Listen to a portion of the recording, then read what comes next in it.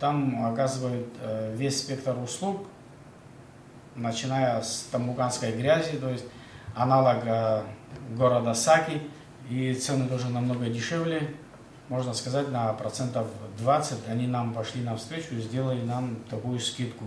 Ближе к сентябрю мы будем заключать договор, чтобы наши ветераны, инвалиды войны могли ездить на лечение. У нас уже первый десант, мы уже отправили.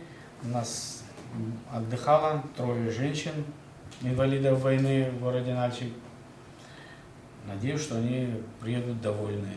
У нас есть квоты, то есть, почему мы так приравниваем с годом, у нас есть квоты, если мы можем отправить в год 250-300 человек инвалидов войны, в связи с ценами, которые нам предлагают в городе Нальчик, мы можем порядка на 60-70 человек дополнительно еще отправить.